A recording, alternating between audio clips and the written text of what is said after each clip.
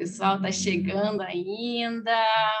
Cláudia, Thaís, que bom ter vocês com a gente nessa oficina. Bom, então, Cláudia, quer dar um bom dia para todo mundo, já que você está aí? Claro, Isabela. Bom dia, Isabela. Bom dia, equipe do CECIP. Bom dia, professor Vital. Que honra recebê-lo aqui conosco nessa rede linda. Vital, tem tanta coisa bonita acontecendo nas cidades, a gente quer você mais perto, acompanhando. Está muito bonito tudo que está acontecendo aqui nas cidades da Rede Urbana 95.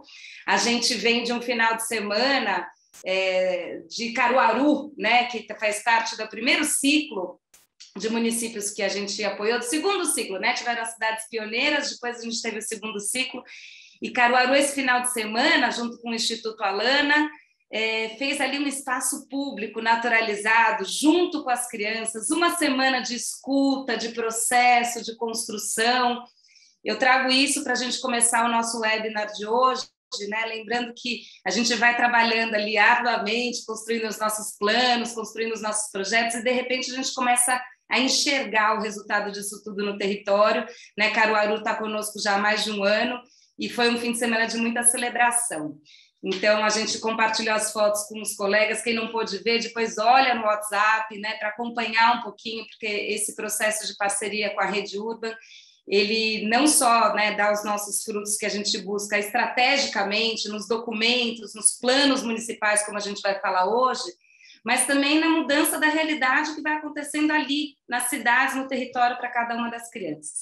Então, muito bom contar com todos vocês aqui conosco, já vejo Cláudio, já vejo Hudson, tem gente de todo canto aqui, a Mônica chegou também, está nos acompanhando. Pessoal, quem puder ir se apresentando aqui no chat, para a gente ver das cidades que estão representadas, a gente agradece. E é isso, que seja uma manhã de muita... Bom, gente, acho que quase todos vocês já devem conhecer o professor Vital Didonné, acho que a Isabela vai fazer a introdução. Eu queria só dizer mais uma vez da honra de ter você conosco, Vital, muito bom, muito bem-vindo. Obrigada, Cláudia, obrigada, Vital, obrigada a todo mundo que chegou aqui na hora, sabe que a gente faz essa... tem esse ponto, né? Tem esse compromisso de começar na hora e terminar na hora, então obrigada por todo mundo que está aqui. Bom, sejam bem-vindas, bem-vindos. Eu sou Isabela, aqui da equipe do CECIP, vou conduzir essa terceira oficina para a condução da construção do Plano Municipal pela Primeira Infância, que a gente está realizando com esses 11 municípios da rede. Eu vi que a sala está cheia, tem muita gente que a gente conhece, mas tem muitas pessoas novas também, né? Pessoas que eu nunca vi participando dos nossos encontros. Então, como a Cláudia falou, quem puder, né, colocar aí no bate-papo seu nome, a cidade de que está falando. A gente também sempre tem o costume de pedir para quem puder deixar as câmeras abertas para a gente poder se ver, se reconhecer, se olhar e se sentir um pouquinho mais próximo, né, mais perto uns dos outros. Então, quem puder também se renomear, colocando aí o nome da cidade que representa ao lado do seu nome, também pode ser bom, mas quem não conseguir também não tem problema, que a Roberta está aí apoiando a gente nesse sentido. E quem tiver alguma dificuldade, pode escrever no bate-papo, que a equipe está a postos para ajudar, tá bem? Então, a ideia hoje é que a gente faça uma conversa sobre o Plano Nacional Primeira Infância e a relação dele com os planos municipais, e nós vamos seguir juntas e juntos até às 11 horas. Então, a gente vai ter um primeiro momento agora de apresentações. Depois eu vou dar um panorama geral sobre a Urban 95, porque eu vi que tem muita gente nova, e o status do nosso trabalho nos municípios, e depois vocês se apresentarão, farão um trabalho em pequenos grupos, e logo em seguida a gente vai para 3 blocos de conversa com o nosso querido Vital Didonné. Então, vamos lá. Quem já está com a gente desde o início e já conhece a iniciativa, fica aí que vai ser bem rapidinho, tá? Não precisa se apavorar, não. Eu sei que vocês já ouviram, mas vai ser bem rapidinho mesmo. Então, vamos lá. Bom, se você pudesse experimentar a cidade a uma altura de 95 centímetros, o que você mudaria? É essa pergunta, é esse convite que a Urban 95 faz a gestores do mundo inteiro, né? Pensando como que a gente pode planejar cidades que sejam mais seguras, saudáveis e agradáveis para todo mundo. A gente acredita que se a gente quer efetivamente mudar a vida das crianças, a gente precisa deslocar o nosso olhar para pensar a cidade a partir das crianças, das grávidas, das puérperas. A Urban 95 trabalha com 4 eixos estratégicos, então, tomada de decisão com base em dados, espaços públicos, natureza, mobilidade para famílias e a utilização dos serviços. E todas as cidades que estão aqui presentes estão trabalhando com esses 4 eixos, ou se ainda não estão trabalhando com os 4, estão priorizando um deles, enfim. Nós, né, que somos a equipe, a Rede Urbana 95, a Iniciativa Urbana 95 é uma iniciativa da Fundação Bernard Van Leer, que tem como missão assegurar um bom começo para todas as crianças, um bom começo de vida para todas as crianças. Nós, do CECIP, somos uma das organizações parceiras aqui no Brasil para implementar essa rede, para tocar essa rede, e a gente está apoiando 11 cidades que chegaram agora em 2021, e as cidades que vocês que estão aqui hoje estão representando fazem parte dessa rede, aderiram agora no início do ano. Então, nós temos todas essas cidades que vocês estão vendo aí na tela, a gente está não só no Brasil, né, mas em 8 países do mundo também. Essa é uma iniciativa global da Fundação. Bom, e quando a cidade entra na rede, ela assume o compromisso de elaborar, de constituir um comitê de primeira infância, de fazer um diagnóstico situacional da primeira infância no município, de elaborar um plano municipal pela primeira infância e de executar algumas ações táticas e ações estratégicas que a gente chama. E esse compromisso vai inicialmente, né, de 2021 a 2023, para a gente implementar essas ações iniciais. Bom, então agora eu vou passar para um momento onde rapidinho vocês vão se dividir em grupos, vocês vão ser abduzidos para os grupos, vão ser grupos pequenos. A ideia é que vocês conversem. Aí agora sim eu vou compartilhar minha tela, então, só para vocês verem e gravarem aqui.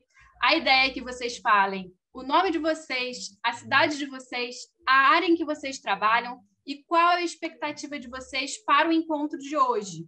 E aí eu vou pedir para que vocês registrem as expectativas dos seus colegas. Então, por exemplo, eu fiz o meu trio lá com a Roberta e com a Thaís. Então, a Roberta vai escrever qual é a minha expectativa, que eu falei, para o encontro de hoje, e a Thaís vai escrever a expectativa da Roberta e eu vou escrever a expectativa da Thaís. Tá bom? Então, um escreve do outro. E vou pedir para a Roberta também colocar, ou para a Rafaela colocarem aí no bate-papo o link de onde vocês vão escrever essa expectativa, para depois a gente voltar e ver. Tá bom? Olá, todo mundo voltou? Estão todos aí? Sim, estou vendo que temos 60 participantes, temos também bastante respostas lá no nosso Mentimeter. Eu sei que o tempo é curto, né, gente? É sempre curto. Teve sala aí que teve gente que não conseguia abrir a câmera, o microfone, mas quem quiser escreve aí no bate-papo. Tem aqui, ó, muita gente, Vital, querendo aprender aí sobre as práticas e experiências de olhar para a primeira infância, a expectativa de conhecer melhor o programa. Tem um monte de gente curiosa, pessoas querendo receber mais informações, trocar experiências, entender mais acerca da primeira infância no município e o que precisa conter no diagnóstico para que as políticas sejam coerentes, sair inspirada pela fala do Vital. Gente, então, com certeza, essas expectativas de vocês serão atendidas. Bom, então, vamos lá agora para o nosso momento... Só um minutinho, gente. Sim, voltamos. Bom, então agora eu queria convidar o Vital para todo mundo, inicialmente, gente, para agora voltar, entrar no modo de atenção plena, se concentrar, porque o Vital é um amigo querido nosso, como a Cláudia falou, uma grande referência na articulação de políticas públicas para a primeira infância, é um parceiro querido nosso. Então, Vital, vem, conta para a gente como que a gente vai começar essa conversa hoje. Eu quero, então, saudar vocês, um bom dia, agradecer a Isabela o convite, um grande abraço para a Cláudia, companheira que tanta força nos dá, tanto apoio que nos dá pessoalmente, como profissional da primeira infância, da criança e adolescente, e também como diretora da Fundação Bernardo Van Leer. Quero dar um abraço e uma saudação a todas as pessoas, os profissionais, as profissionais que estão participando desta reunião, e com a alegria de que quem é que está nos reunindo? As crianças. São elas as que estão nos congregando nesse momento. E com uma esperança também grande de que os municípios em que vocês vivem, onde vocês estão fazendo as suas vidas, dando sentido à sua existência, à sua presença nesse planeta Terra, cada um tem um significado, cada um tem uma importância, cada um tem um lugar, que esses municípios em que vocês estão fazendo a sua vida também vão ter uma outra cara, uma outra fisionomia para as crianças a partir do momento em que eles, os municípios, com a participação de vocês, com a liderança de vocês, decidem dizer: as crianças são cidadãs nossas, são cidadãs com pleno direito de vida plena na cidade, como qualquer outra pessoa, mas com as características próprias de ser criança, com as características que fazem da infância um tempo de descoberta, de criação, de invenção, de desenvolvimento, de interações novas e que trazem exuberância, né, da vida para a nossa família e para a cidade. Então, eu tenho aqui o meu abraço extensivo a todos vocês, e a minha esperança é que a Rede Nacional Primeira Infância põe nos 11 municípios desse projeto, que eles terão um novo olhar, uma nova cara para as crianças. Isabela, não sei se já começo, ou tu vais me introduzir alguma coisa em relação ao tema. Eu acho, Vital, que você pode começar, né? A gente, nos nossos encontros aqui com os comitês, nós temos falado muito sobre as concepções de infância, sobre como essa visão de uma criança integral, sujeito de direitos, cidadã, ela aparece nos documentos legais que a gente tem hoje. Então, pensando nisso, você podia falar para a gente, começar, de repente, falando para a gente quais são esses documentos, esses planos, essas políticas e marcos que tratam da criança na primeira infância, pontuando qual é a diferença entre eles, como essa concepção de infância traz a unidade para esses documentos. O que você acha? Perfeito. Acho que é um ótimo ponto de partida, Isabela. A ideia de infância, criança, desenvolvimento infantil não é nova na nossa vida profissional.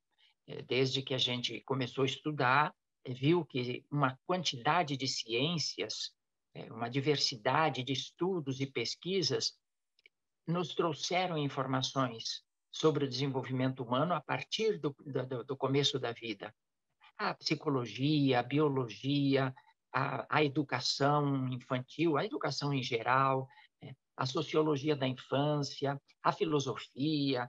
Eu podia citar uma quantidade de ciência, e a mais recente, que parece que é a que está mais trazendo contribuições novas nesse momento, é a neurociência, porque ela tem uma vantagem no sentido que ela pode medir e mostrar numa tela do computador o que acontece no cérebro à medida que a criança ou a pessoa entra em interação com as outras pessoas, ela tem experiências positivas e negativas, ela faz uma vivência alegre ou triste. Então, o cérebro tem uma modificação, uma transformação em função dessas experiências, dessas vivências.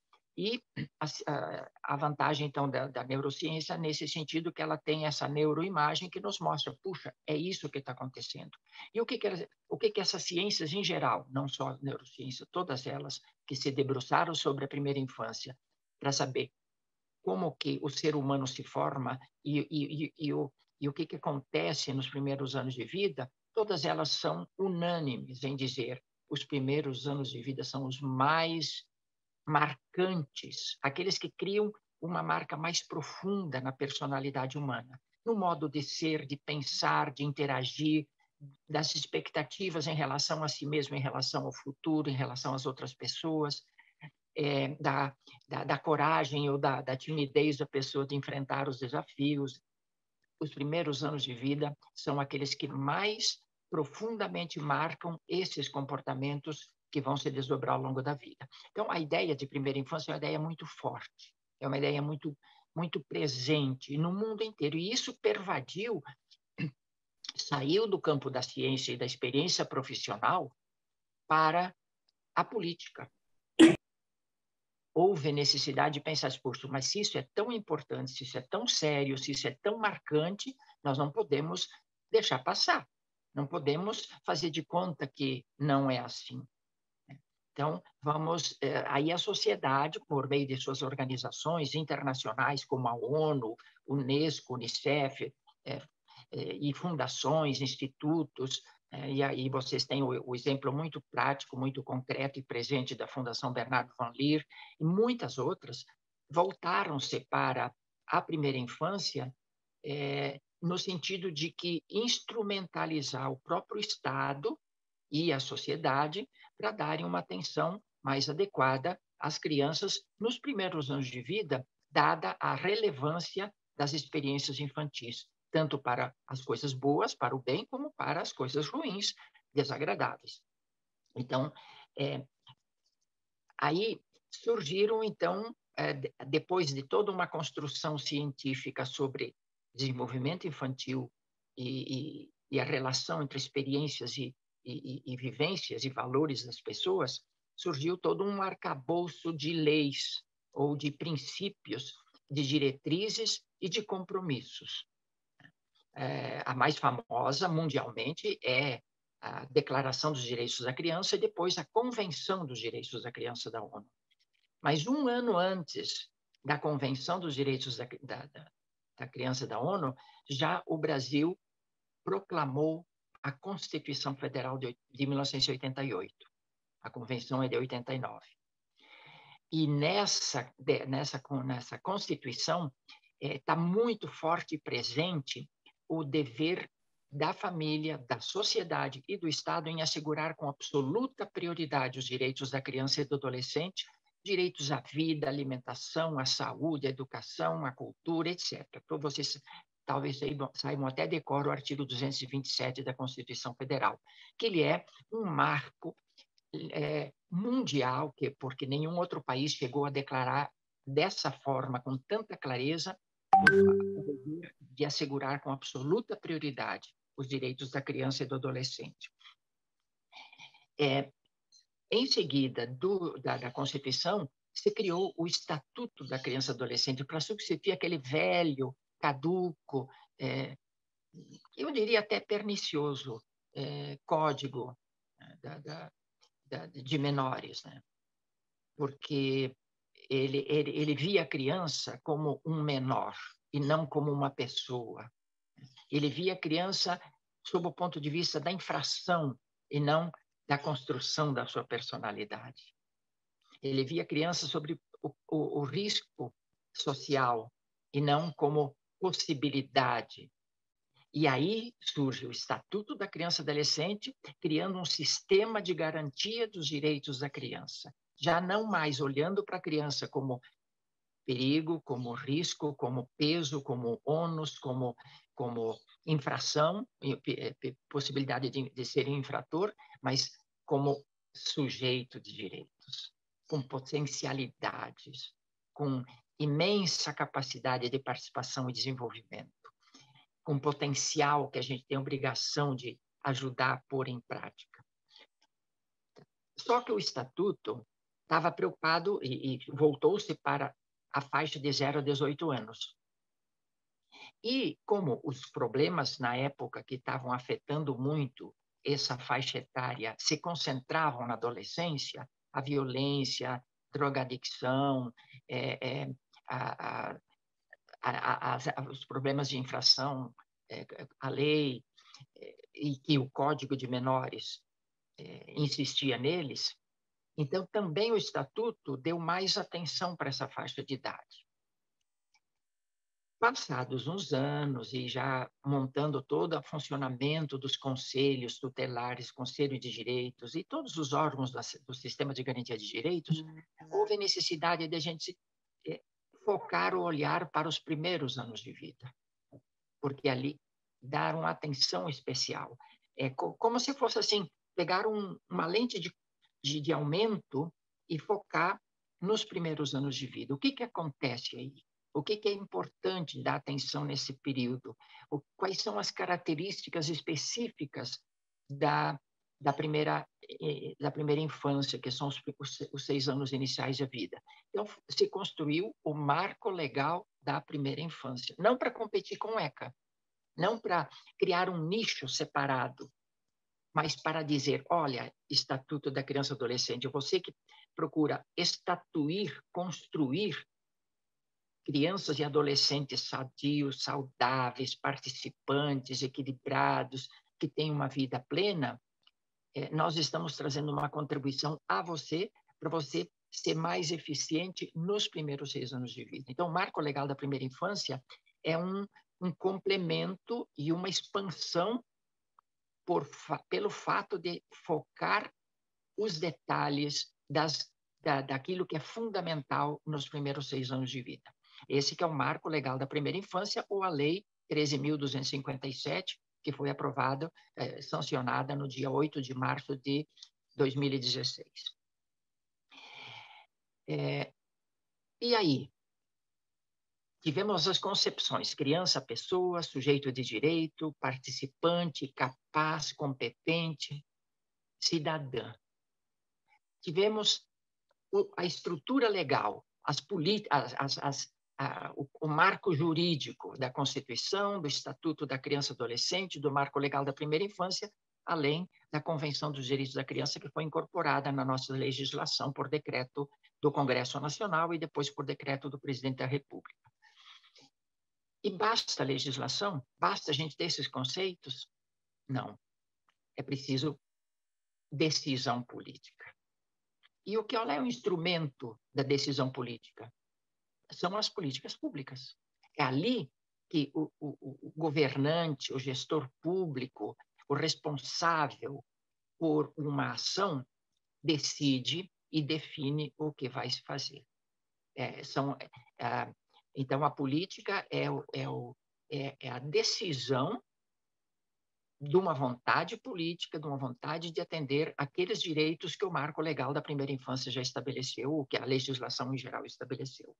Então, surgem as políticas nacionais de educação, Política Nacional de Educação Infantil, Política Nacional de Saúde, a Política Nacional de Atenção Integral à Saúde da Criança, a Política da Primeira Infância no SUAS, são políticas. Mas basta política? Basta assim, eu decidi, eu tenho vontade, vamos fazer? Não, não basta. É preciso arregaçar as mangas, é preciso botar a mão na massa. E isso, como é que faz isso? Com planos. O plano, então, já é a organização, a instrumentalização e a definição de o que é que a gente vai fazer, aonde, para quem, quando e por que meios. Por isso que o plano é tão necessário. A gente, sem planos, fica atendendo demandas emergenciais. E, sobretudo, aquelas que são mais pressionantes, aquelas que cobram mais, aquelas que cutucam mais, aquelas que batem na porta do prefeito ou da prefeita, aquelas que chegam lá na secretaria e dizem assim, eu quero uma vaga para minha criança na creche. Essas demandas que se manifestam, elas são atendidas prioritariamente quando não existe um plano da sociedade sobre todas as pessoas que têm presente no seu contexto e as suas necessidades e as possibilidades de atendimento. Então, o plano, ele se antecipa às demandas, ele olha com um olhar abrangente para toda a realidade complexa da sociedade, por exemplo, sobre as crianças, né? Quais são as nossas crianças, onde elas estão, como elas vivem, quais são os seus direitos que estão sendo atendidos e os que não estão sendo atendidos, quem está mais na sombra desse atendimento. Então, com base nesse diagnóstico, nesse conhecimento, o gestor público organiza, com a participação social, depois isso a gente vai falar mais adiante, um plano de ação. Então, nós temos concepções. Criança é pessoa, criança é digna, criança é um sujeito de direitos. O direito à educação é um direito dela, não é uma concessão da sociedade, não é um benefício que a gente pensa em oferecer, não é uma caridade que se dá para a criança alimentação, passa a ser um direito dela, do sujeito, e um direito inalienável, não dá para jogar fora. Concepção de criança cidadã. Ela é membro da sociedade. Sabe que durante a Constituinte tinha muitos deputados constituintes que diziam, não, cidadania começa com 18 anos, começa com 21 anos, quando a pessoa tenha o direito de tirar a carteira de motorista, de votar. E o debate profundo durante a Constituinte convenceu a todos de que a criança é cidadã. Desde o começo da vida, ela é membro de uma sociedade, ela é membro da ativitas da cidade, né? Por isso que vem a cidade cidadã, o nome cidadão para a criança, que é um membro da convivência social com pleno direito. E então essas concepções foram colocadas no marco jurídico da Convenção, da Constituição, do Estatuto e do ECA e outras leis setoriais, da educação, de saúde e da assistência. Essas definições legais não ficaram lá numa lei bonitinha, guardada na gaveta. Elas geraram políticas públicas. As políticas públicas não ficaram apenas no discurso do presidente, dos ministros, do secretário, do prefeito, da prefeita, do governador, elas foram para o plano de ação. Então, o plano de ação, aí a gente tem, então, o plano nacional, os planos estaduais e os planos municipais da primeira infância. Nós não vamos comentar agora, nesse momento, isso é um momento em seguida, mas eu queria, assim, sintetizar para vocês o seguinte: é preciso que a gente tenha na nossa cabeça concepções claras de quem é a criança, o que é ser infância, o que é viver infância, como um valor que tem importância, muita importância, e que ela tem direitos e que esses direitos são inalienáveis, que ninguém pode negar o direito dessas crianças, porque é intrínseco do seu ser, é o que constitui a criança pessoa, é o direito. Segundo, que essas concepções, que tem que estar muito clara na nossa cabeça, e muito dialogada, muito construído com o diálogo intersetorial, eles estão formulados numa legislação que eu diria assim, é talvez uma das mais avançadas do mundo. Muito bem feita. A nossa legislação da primeira infância é elogiável, reconhecida por muita gente que teve conhecimento dela, disse, puxa, que legal, que nós gostaríamos de ter, assim, uma lei como essa no nosso país. Essa legislação não é apenas um documento legal, é um direcionador de políticas públicas. Ele estabelece princípios e diretrizes para elaborar as políticas públicas. As políticas públicas, que são a decisão governamental, a decisão de pôr em prática aqueles princípios, de acordo com aquelas concepções, elas se operacionalizam por meio de planos. Então, eu acho que ficou claro, né, a relação entre concepções, quadro jurídico, políticas e plano de ação. Então, super. Por enquanto, é isso.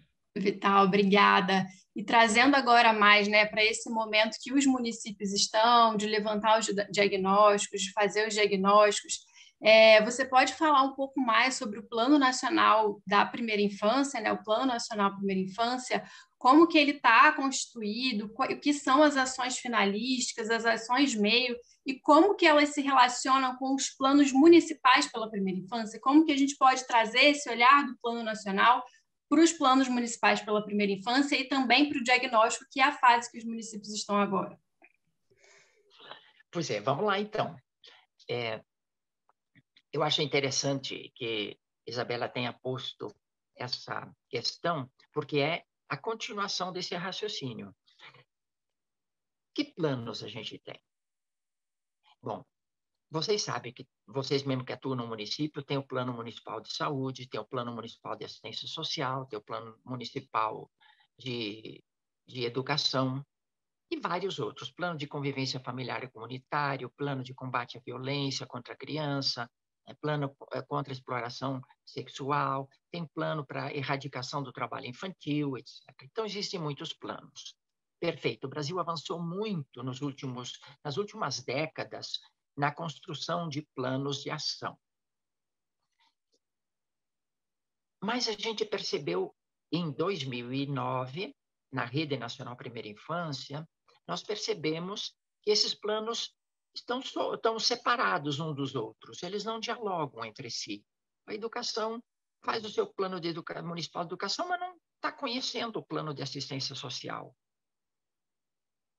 Nem o plano de saúde, nem o plano de cultura, nem o plano de meio ambiente. E, no entanto, a criança está presente em todos eles.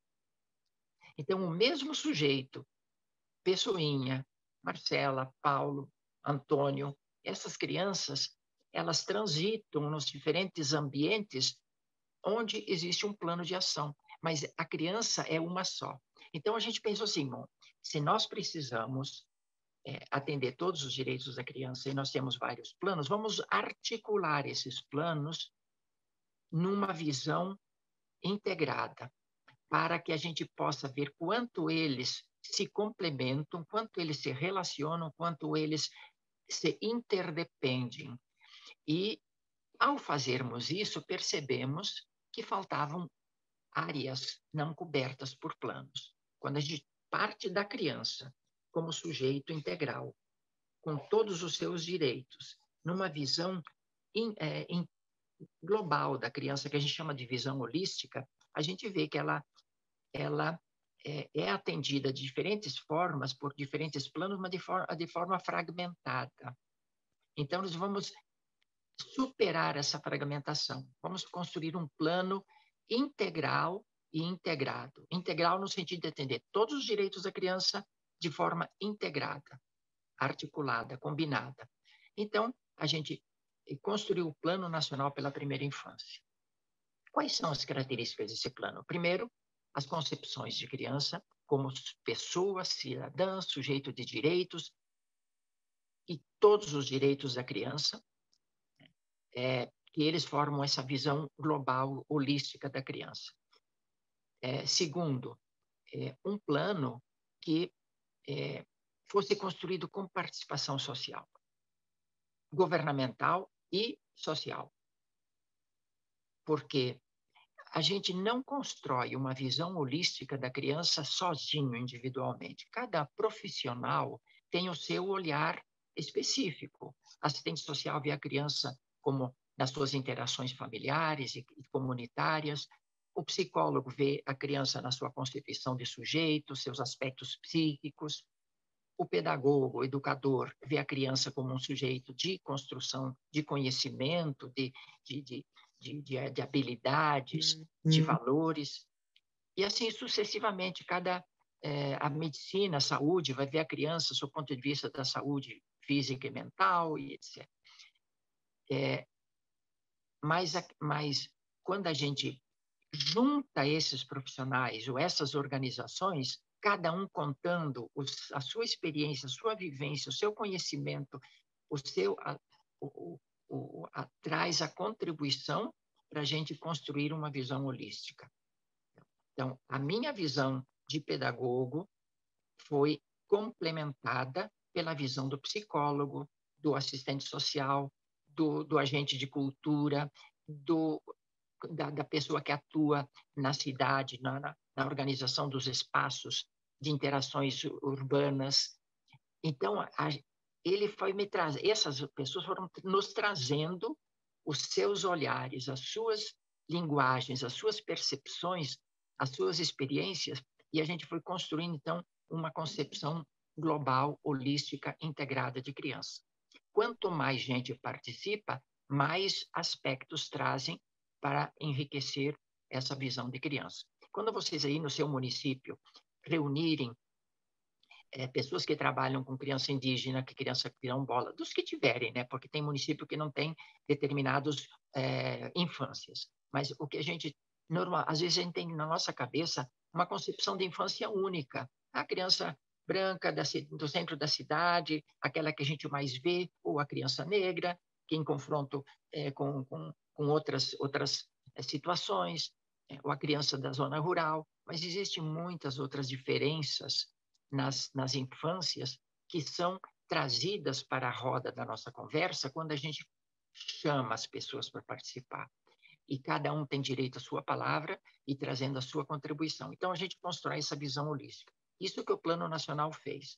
Aí ele, logicamente, teve que abordar muitos itens. No primeiro plano, que foi feito, aprovado em 2010, nós tínhamos 13 ações finalísticas, aquelas ações que se destinam diretamente à atenção à criança, que vão lá na finalidade última.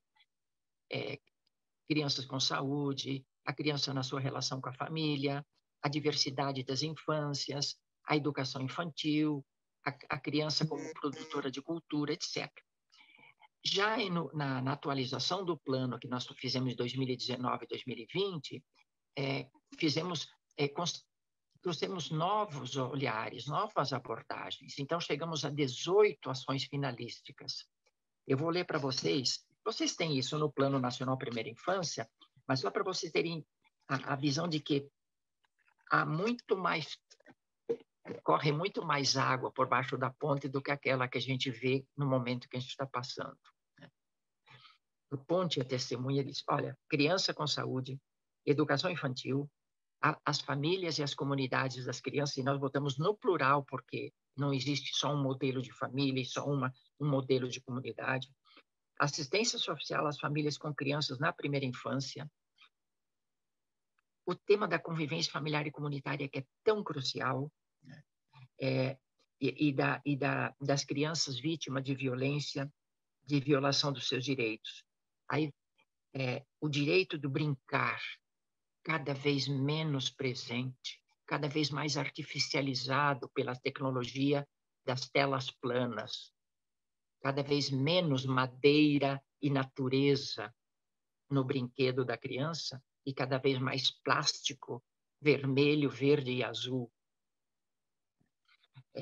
O direito da criança brincar na cidade, onde que cada vez menos lugar de brincar tem, e os lugares de brincar descuidados, inseguros, perigosos. Cada vez menos ouve-se pássaros e se vêem borboletas. Cada vez menos a criança tem um gramado para deitar e olhar para as nuvens e ver o movimento que elas fazem no céu azul e fantasiar sobre aquelas figuras que a criança está imaginando. Então, o direito de brincar, a criança e o espaço, a cidade e o meio ambiente, que aí você está profundamente vinculado à Urba 95. A criança e as crianças e as infâncias diversas. A gente tem um modelo de infância, mas existem muitas infâncias diferentes. É muito diferente ser criança na zona rural do que ser na cidade. Muito diferente ser criança na beira do mar ou na floresta amazônica. É muito diferente ser criança num quilombo do que ser criança no centro de São Paulo ou da sua cidade. É muito diferente ser criança de uma família numa favela e de uma criança de famílias migrantes. Então, esse capítulo está olhando para essa diversidade. enfrentando as violências. Esse é um tema fundamental, porque o direito à integridade física, psíquica, psicológica, né, e moral é fundamental para a saúde mental da pessoa, além da saúde física. Então, um capítulo que vai pensar sobre as causas da violência, como reduzir essa violência, como ajudar os pais a superar a raiva, a perda de paciência, o não saber educar, para educar com diálogo, com compreensão, com paciência, com firmeza, como colocar as regras, as normas dentro de um princípio de autonomia progressiva da criança. Assegurando o documento de cidadania de todas as crianças. Nós ainda temos milhares de crianças que são registradas que não são registradas. E muitas crianças são registradas só com o nome da mãe, sem o nome do pai. E é um direito da criança saber quem é seu pai, quem é seu genitor. Então, esse traz várias sugestões de como ajudar os sistemas de registro, hospitais, maternidades, os cartórios, os conselhos tutelares, a assegurar que toda criança que nasça tenha o seu registro de cidadania, que é o documento de identidade. Outra questão importante, quando a pressão consumista, né, que hoje a obesidade está aumentando nas nossas crianças, e a obesidade tem consequências sobre a saúde psíquica e mental, né? Então, é importante que haja uma orientação adequada para um consumo saudável da alimentação, evitando a exposição precoce da criança aos meios de comunicação e uso das telas digitais. Tem várias sugestões super interessantes. E todos esses capítulos foram feitos pelas melhores pessoas que nós temos no Brasil. Foi uma participação amplíssima. Muita gente ajudou, muita gente contribuiu. Então, se tornou um plano de qualidade técnica, mas de qualidade profissional e de qualidade política pela participação. Evitando acidentes na primeira infância. Olha, tem algumas organizações na rede, e principalmente os Criança Segura, que trabalha sobre reduzir os acidentes, né, que são muito sérios. A criança e a cultura. A criança não apenas consome cultura, como um vídeo, um cinema, um teatro, uma música, ela produz cultura. Então, esse capítulo fortalece esse lado da cultura da infância construída pela criança. Vital, Oi. Desculpa, você está trazendo, né, os 13 eixos que o Plano Nacional traz e está mostrando para a gente como que a criança ela é assunto de todo mundo, né, de todas as áreas, trazendo aí a intersetorialidade.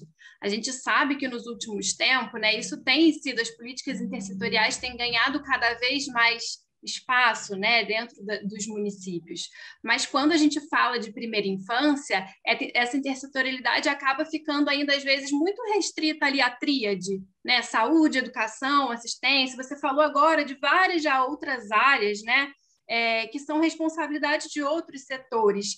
Então, eu queria saber se você podia dar algum exemplo prático, de repente, de como a gente faz esse trabalho intersetorial na prática, né? De repente, como que a gente trabalha a política como que a gente traz uma política para o brincar, por exemplo, para o município? Que áreas podem estar envolvidas? Ou quando um gestor da cultura ou do trânsito, enfim, chega para a gente falar, não, mas criança não é da minha área, não está na minha abrangência. Como que a gente conversa, né? Como que se dá isso na prática? Excelente questão, Isabela. Porque alguns dizem assim, mas nós não podemos cuidar de todos esses direitos, a gente já não dá conta da educação. Outro, a saúde, assistência e educação infantil. Só que não é que a saúde, a assistência e a educação infantil é que tem que cuidar de todos os direitos. Por isso que a participação é importante. Quando se convida outras organizações que estão atuando, tanto do governo, instituições do governo, quanto da sociedade civil, vão construir coletivamente, cada um vai verificar o seu papel. Por exemplo, Se você convida para essa reunião de construção do plano o responsável pelo trânsito no município, que é o Departamento de Trânsito, o delegado, o policial que está cuidando disso, ele vai dizer assim, puxa, mas eu tenho que pensar na passagem de pedestre, eu tenho que pensar no ônibus em que a mãe com o bebê no colo possa subir do trânsito, vai trazer umas quantas ideias e ele vai cuidar disso. Se você convida o responsável pelo planejamento urbano no seu município para participar, ele diz assim, puxa, lá no bairro onde vocês estão pensando nessas crianças, nós não pensamos na iluminação pública e corre esgoto pela rua e isso prejudica a saúde da criança. Então, a saúde não vai dizer assim, eu vou fazer saneamento básico. O setor responsável pelo saneamento básico vai estar junto com o profissional da saúde e da assistência e etc. e vão ver o que compete a ele fazer de importante para que a educação, a saúde, a assistência possam funcionar melhor. Eu vou dar um exemplo a vocês de um plano que foi feito no município de São Paulo, há pouco tempo atrás, poucos anos, em que o secretário de Transporte foi convidado para o comitê para discutir o plano municipal. E ele disse, então, eu vou ter que andar de ônibus. O próprio secretário foi andar de ônibus. E ele via a dificuldade de uma pessoa com deficiência subir o ônibus, uma mãe querendo levar uma criança para o atendimento e ela não conseguia subir porque o ônibus não tinha aquele degrau rebaixado, não tinha assentos para pessoas com deficiência ou para as crianças ficavam amontoadas lá naquele monte de gente dentro do ônibus e não enxergavam nada, só viam as pernas das pessoas. Ele andou no ônibus e ele disse, puxa, tem muita coisa que o setor de transporte coletivo tem que pensar no olhar da criança. Uma criança de 6 anos, 5 anos, 8 anos, dentro de um ônibus lotado, o que ela vê? Então, começou a pensar humanisticamente sobre o transporte que olha para a criança. Da cultura, a mesma coisa. A gente pensa assim, não, mas os pais que têm dinheiro levam o filho para o teatro, para o cinema. Mas se você chama o secretário de Cultura para participar da criança e de debater sobre a cultura que a criança produz no seu brincar e quanto isso é informativo de valores, de relacionamentos, de descobertas, ele vai, puxa, eu tenho que, na cultura, pensar no brincar, nas interações da criança, porque entre elas vão criando formas de relacionamento que são formas profundamente humanas da gênese do ser humano, que ainda não contaminado por uma sociedade, digamos assim, que está mais preocupada em precaver-se do que em comunicar-se. Então, isso é cultura, uma cultura construtiva de um novo olhar das nossas relações. Então, quanto mais você diversifica o convite para construir essa visão holística da criança e a política e o plano, mais você vai descentralizar ações. Então, não vai pesar sobre educação, saúde e assistência, mas cada um dos outros setores vai ver o seu lugarzinho para cuidar disso aí. Por exemplo, falamos da pressão consumista, mas se vem a pessoa lá do rádio, que faz um programa de rádio, ele vai lembrar de fazer um comentário durante um noticiário ou durante um programa de música, de diversões, sobre consumo saudável. Dá para usar o rádio. Então, não é o professor de educação infantil, o de saúde, só ficar com o pediatra ou só com o assistente social lá na família sobre orientação nutricional alimentar. O rádio, a televisão, o que faz o jornalzinho da cidade pode se comunicar com isso. E também as igrejas, né, que também têm muito poder de comunicação sobre, não só sobre o céu, é sobre o céu aqui presente, que é o bem-estar de todo mundo, as boas relações. Então, também as igrejas têm um lugar para fazer, para participar. Por isso que eu digo, as empresas, né, quando as empresas pensam em estender a licença maternidade, licença paternidade, eles não estão apenas dando um tempo a mais para a mãe amamentar ou uma oportunidade do pai pegar seu bebê no colo e ter 15 dias de convivência, ou 20 dias de descoberta do fascínio daquele olhar, do bebê que começa a olhar para o rosto do pai, ou que sente o afeto do seu colo. Não apenas isso, ele tem que pensar no seguinte, que mais eu posso ajudar, além de dar licença paternidade estendida ou maternidade, para que essa família seja um espaço de interações, de sorte que esse trabalhador ou essa trabalhadora que vem seguro de que lá está tranquilo, que o filho está numa creche, que o filho está numa pré-escola. Então, o empresário começa a se preocupar também com políticas públicas, não apenas com a sua relação patrão-empregado. Ele começa também a enxergar o lado social, e aí ele cumpre uma função social importante. Políticas públicas de educação, política pública de saúde, políticas públicas de assistência social, de convivência urbana.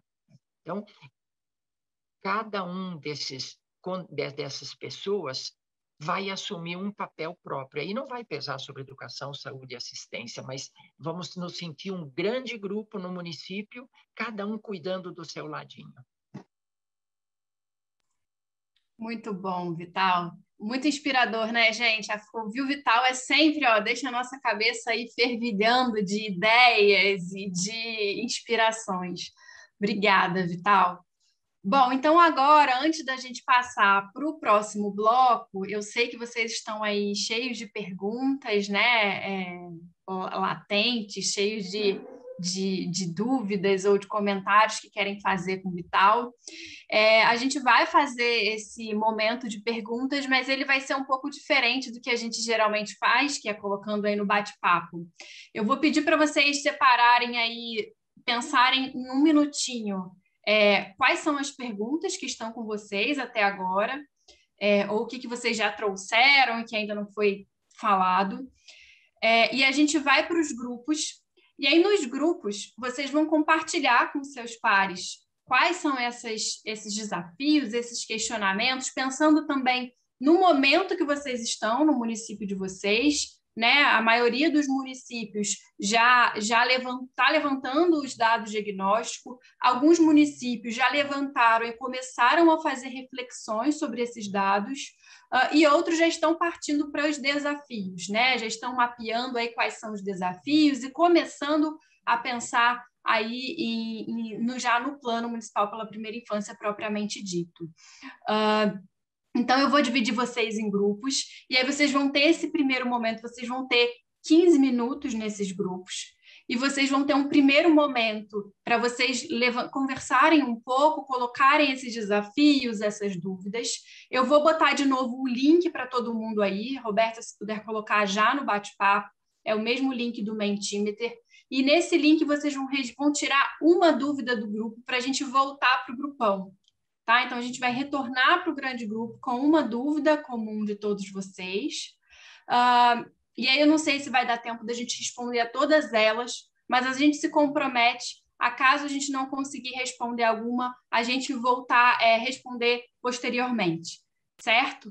Então, vou dar um minutinho aí para vocês respirarem, pensarem um pouquinho, quem quiser fechar a câmera, fica à vontade, pensar um pouquinho na sua dúvida individual, enquanto eu divido os grupos, tá bem? Já a gente volta. O pessoal está chegando. Oi. E aí, gente? Deixa eu ver o rostinho de vocês. Caramba, hein? Desculpa aí se eu cortei alguém que estava no meio da fala, né? Isso sempre acontece, é muito chato, mas não tem jeito, eu já dei, fui dando assim, ó, mais minutinhos que eu fui circulando pelos grupos e vendo que vocês estavam empolgados, alguns grupos demoraram um pouquinho mais para engatar, mas quando engataram não queriam parar de falar, enfim.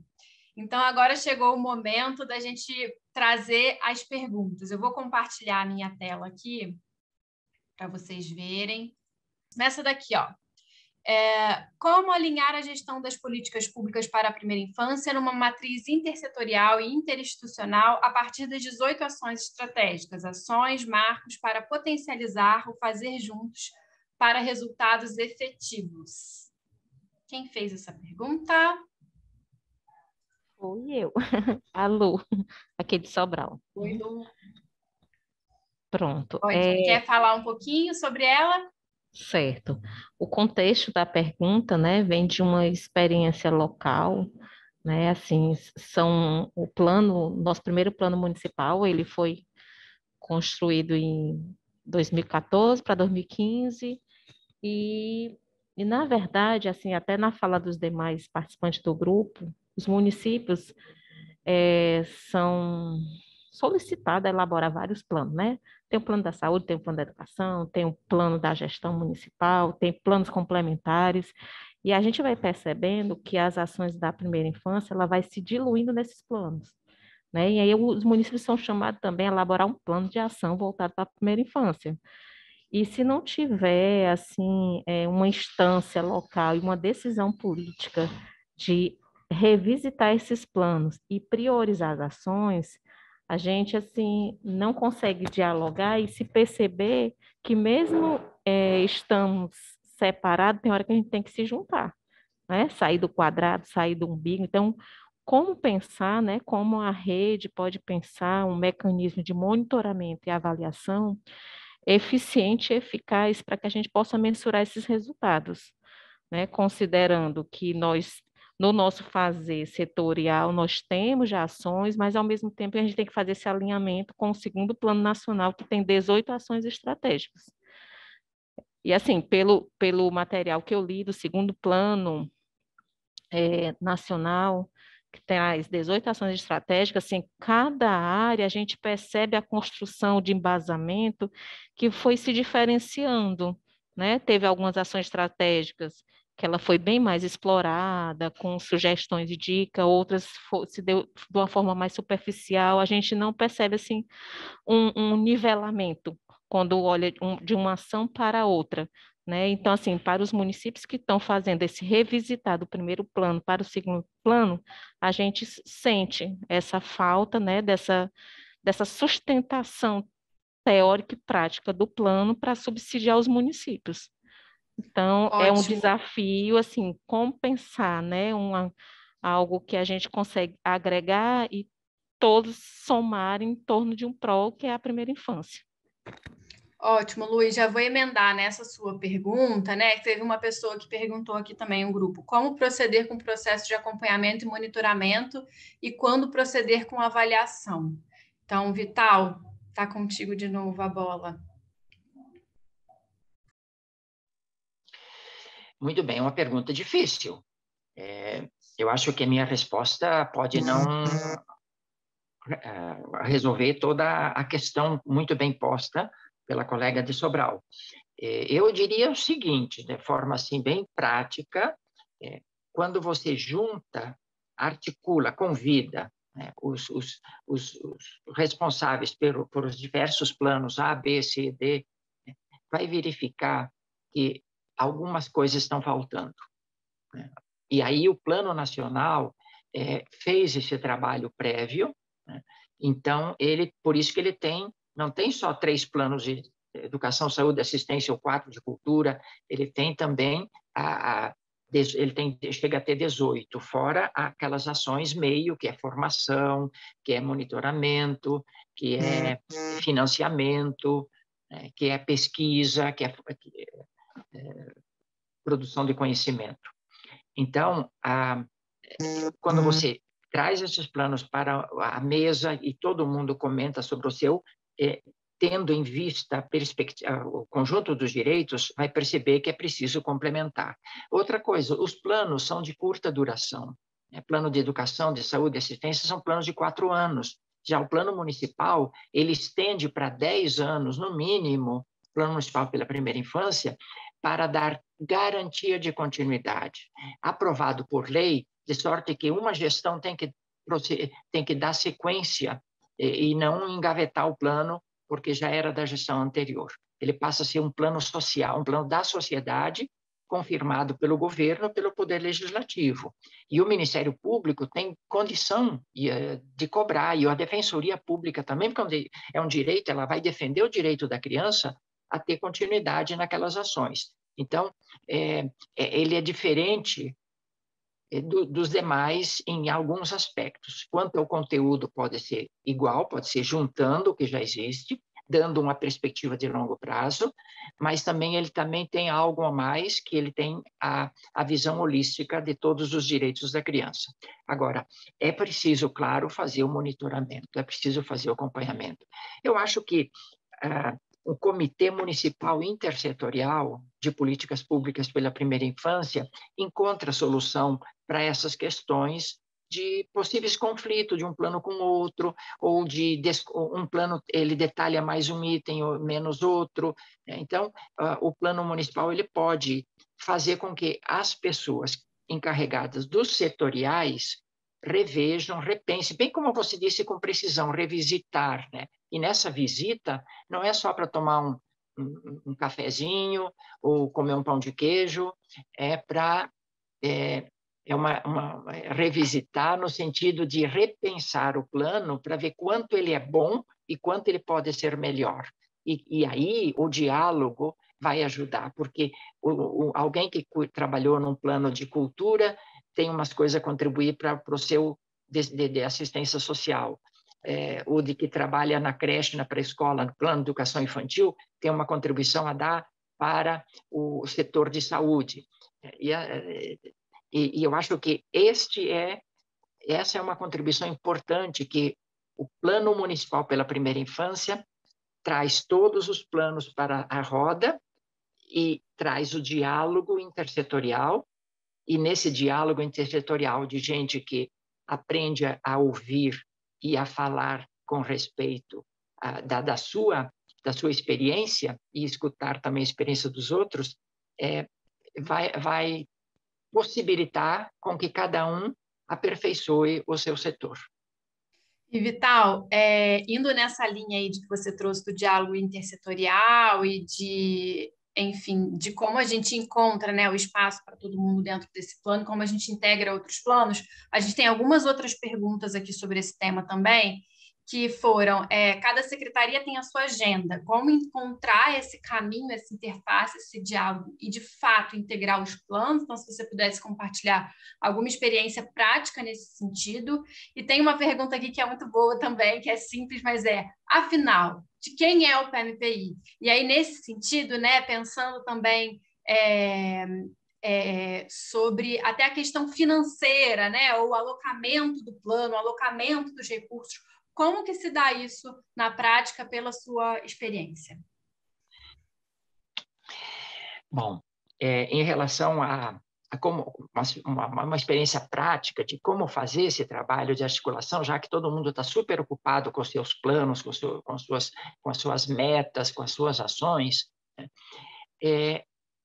Há um tempo atrás, um município, por iniciativa da própria prefeita, criou uma sala de conversa, uma sala de convivência, uma sala de interação de todos os setores voltados para a criança de 0 a 6 anos. E não apenas, e que não eram exclusivos da criança de 6 anos, porque o departamento de trânsito também estava presente, o de cultura também estava presente, ou de urbanismo estava presente. Pois bem, então, nessa sala, se fazia uma reunião mensal, tinha um quadro imenso que pegava a parede toda, onde estavam ali as ações de cada setor, não todas, porque aí seria impossível, né, da quantidade, mas as ações que eles tinham elegido para monitorar e acompanhar e fazer. E aí cada setor apresentava o que estava fazendo, o que tinha feito, o que tinha executado, o que não deu certo, o que ele reformulou, e todo mundo conhecia as ações de todos. E aí se chegavam a acordos no final da reunião de como a gente vai se ajudar a dar solução para aquelas questões que não foram conseguido resolver. E eu acho que essa sala de situação, a sala de convergência, ou uma sala do diálogo intersetorial, se for próximo do gabinete do prefeito, da prefeita, vai funcionar. Faz uma reunião por mês. Isto, mas eu vou perder uma manhã toda no mês. Mas essa manhã vai potencializar as outras 20 manhãs e as outras 20 tardes do seu mês, porque você vai pegar alianças com outro setor, alguma experiência de alguém vai lhe ajudar a solucionar seus problemas, e a sua alegria de contar o seu sucesso é um trampolim que ele dá um salto bem maior na execução das suas atividades. Eu acho que é isso, Isabela.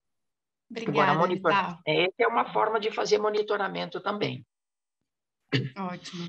Engatando, então, nessa questão do monitoramento, tem aqui algumas pessoas, né, que falaram sobre como articular a participação social, como deixar mais clara a importância da participação de representantes da sociedade civil, para que eles próprios possam articular essa prática. Teve também um grupo que falou sobre as famílias, como engajar e trazer mais as famílias. Eu acho que isso está ligado, né, a essa questão também do monitoramento que você trouxe e tal.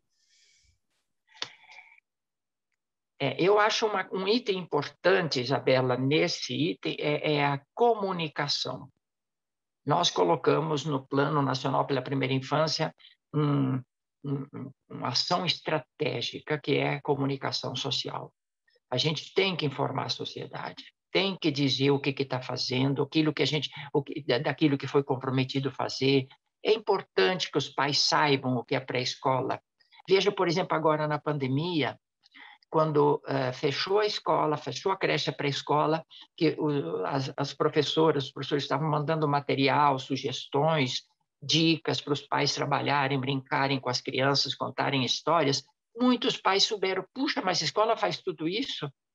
Que eles não acompanhavam a vida dos filhos, não tinham tempo, ou entregavam, delegavam para a professora, confiavam, o que é bonito, porque confia que a professora é a profissional, como a gente confia no pediatra, só que na saúde, a gente pega a receita do pediatra e dá uma lida na bula e diz assim, eu vou dar, ou vou consultar um outro, ou estou em dúvida, mas eu vou dar o remédio, mas eu vou observar. Se tiver uma reação negativa, eu vou telefonar para o pediatra, eu vou suspender o remédio.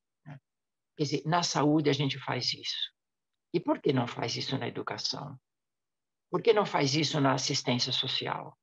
Por que não faz isso nas ações da cidade em relação aos espaços do brincar, da interagir, do correr, de conviver com a natureza? Então, a gente parece que delega totalmente e sai da vida da criança no relativo àquelas outras questões que não sejam de saúde. Então, eu acho que essa comunicação para os pais é importante. Assim, eu estava dizendo, por exemplo, da pandemia, né? Então, muitos pais descobriram quantas coisas a escola faz e que a gente não dá conta em casa. Quer dizer, agora eu não sou professor, eu não sei contar uma história direito. Eu esqueci meus brinquedos, né, que eu brincava quando era infância. Então, essa comunicação da escola com a família, ou do professor com os pais, mostrou para os pais o conteúdo que a escola trabalha, a quantidade de coisas maravilhosas que a escola faz. Então, vejam, foi uma comunicação que despertou nas famílias esse novo saber, essa surpresa agradável, né? Tanto assim, puxa, eu quero realmente que meu filho volte para a escola, porque lá é muita coisa que acontece de bom. Então, eu acho que a comunicação do plano de assistência, de saúde, de cultura, de todos os planos, mas, sobretudo, o Plano Municipal pela Primeira Infância, que esse comitê intersetorial de coordenação das políticas públicas tenha jeito de chegar num programa de rádio semanal ou mensal, ou num boletim que faz uma notinha lá de meia página para os pais, informando, e não só informando da escola, informando de todos os setores. Por que não pode se distribuir uma vez por mês uma página, uma folhinha, para as crianças levar para os pais sobre o que a cidade está fazendo pelos seus filhos, o que o transporte está cuidando, o que os meios de comunicação estão informando sobre tais e tais coisas, o que a assistência social está fazendo, o que a saúde está fazendo, o que todos os setores envolvidos no plano municipal estão fazendo. Faz essa pagininha, manda para os pais, ou então cria um programa de rádio uma vez por mês, de meia hora, de uma hora, em que se comunique para a família. Então, a sociedade vai acompanhar e vai cobrar, ou vai agradecer, vai aplaudir e vai interagir. E vai utilizar também esses serviços oferecidos, né, Vital? Que é um dos eixos da Urban 95 que a gente fala bastante, que não adianta, às vezes, a gente ter o serviço, a gente tem um serviço maravilhoso, mas a população não conhece, não utiliza, ou não é acessível em termos de mobilidade, enfim. Então, a gente é um dos eixos que a gente trabalha aqui na Urban 95 também. Gente, o nosso tempo, como sempre, chega ao fim, né? Porque uma hora tem que acabar. Eu queria sugerir, tem várias perguntas aqui ainda que não foram respondidas.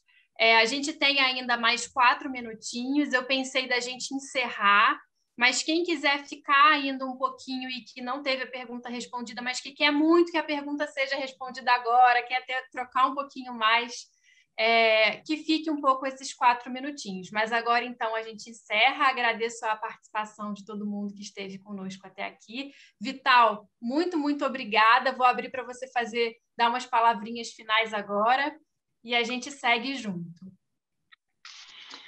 Muito bem, então, um grande abraço, eu agradeço a atenção de vocês.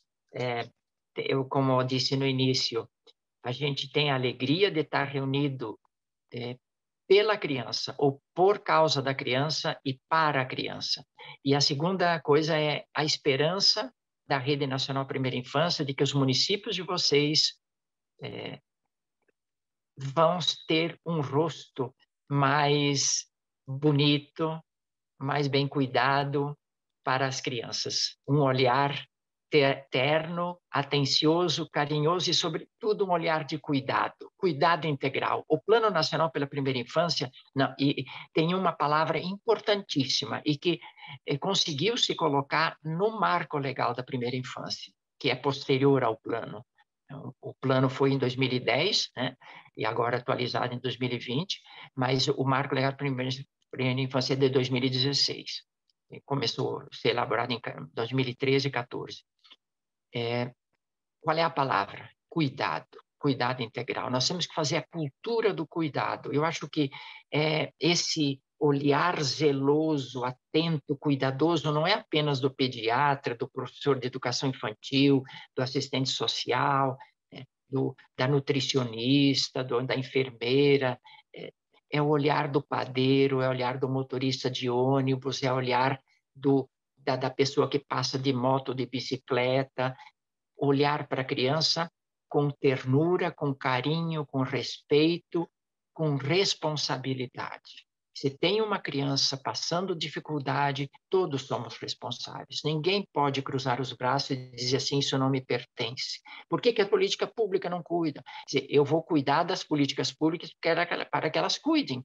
Eu vou cobrar do prefeito, da prefeita, ou do secretário, da secretária, para que haja uma política universal.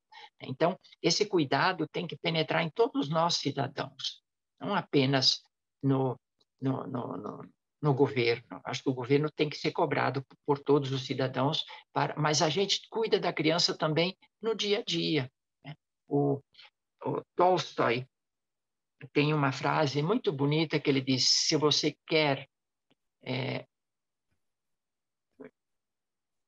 conhecer o mundo, comece por pintar a sua aldeia. Mais ou menos assim é a frase dele. Eu acho que é a criança da nossa rua, do nosso bairro, da nossa comunidade, está ali muito presente. O cuidado, se a gente pode desenvolver um sentimento de cuidado integral, que todos os vizinhos cuidem, que todas as comunidades cuidem das suas crianças e todos os setores profissionais tenham esse olhar para a criança. Ela é cidadã de pleno direito. Então, um bom dia, um grande abraço a vocês e até lá.